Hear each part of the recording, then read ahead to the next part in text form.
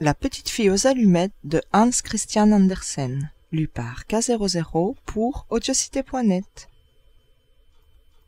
Il faisait effroyablement froid, il neigeait depuis le matin, il faisait déjà sombre, le soir approchait, le soir du dernier jour de l'année. Au milieu des rafales, par ce froid glacial, une pauvre petite fille marchait dans la rue. Elle n'avait rien sur la tête, elle était pieds nus. Lorsqu'elle était sortie de chez elle le matin, elle avait eu de vieilles pantoufles beaucoup trop grandes pour elle. Aussi les perdit-elle lorsqu'elle eut à se sauver devant une file de voitures. Les voitures passaient, elle chercha après ses chaussures.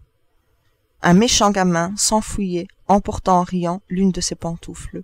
L'autre avait été entièrement écrasée.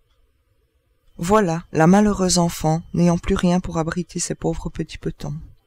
Dans son malheureux tablier, elle portait des allumettes. Elle en tenait à la main un paquet. Mais, ce jour, la veille du Nouvel An, tout le monde était affairé par cet affreux temps. Personne ne s'arrêtait pour considérer l'air suppliant de la petite qui faisait pitié. La journée finie, et elle n'avait pas encore vendu un seul paquet d'allumettes. Tremblante de froid et de faim, elle traînait de rue en rue. Des flocons de neige couvraient sa longue chevelure blonde.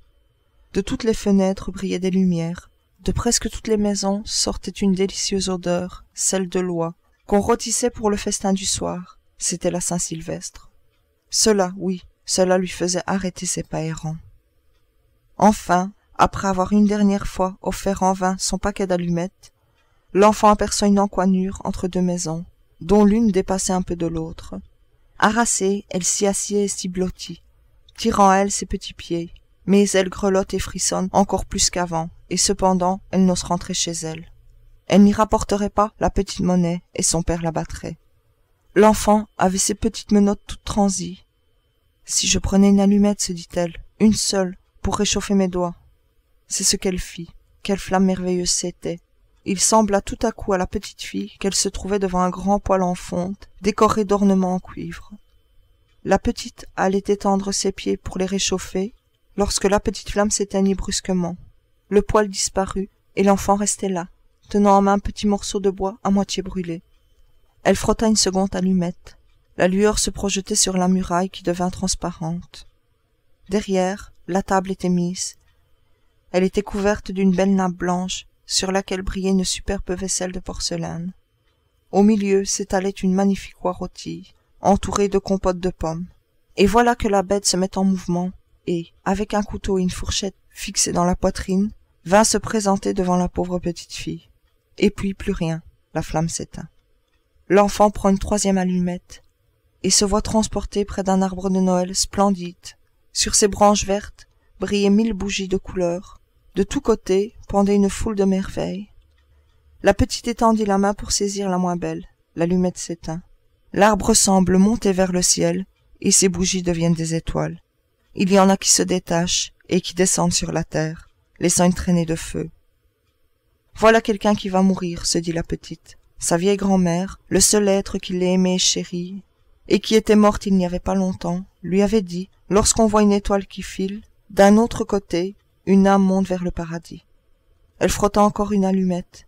Une grande clarté se répandit, et, devant l'enfant, se tenait la vieille grand-mère. « Grand-mère » s'écria la petite, « grand-mère, emmène-moi.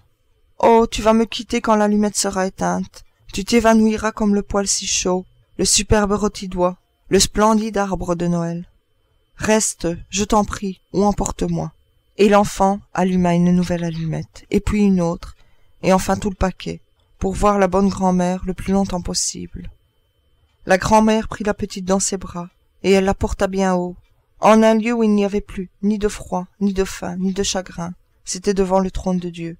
Le lendemain matin, cependant, les passants trouvèrent, dans l'encoignure, le corps de la petite fille. Ses joues étaient rouges, elle semblait sourire, elle était morte de froid, pendant la nuit qui avait apporté à tant d'autres des joies et des plaisirs. Elle tenait dans sa petite main, toute raidie, les restes brûlés d'un paquet d'allumettes. « Quelle sottise !» dit un sans-cœur. « Comment a-t-elle pu croire que cela la réchaufferait ?» D'autres versèrent des larmes sur l'enfant. C'est qu'ils ne savaient pas toutes les belles choses qu'elle avait vues pendant la nuit du Nouvel An. C'est qu'ils ignoraient que, si elle avait bien souffert, elle goûtait maintenant, dans les bras de sa grand-mère, la plus douce félicité.